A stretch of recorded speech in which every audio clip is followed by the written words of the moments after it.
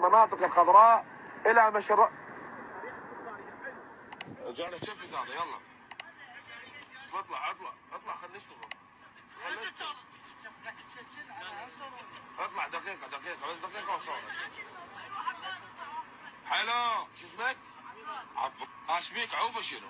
بفتح يلا يا شبيك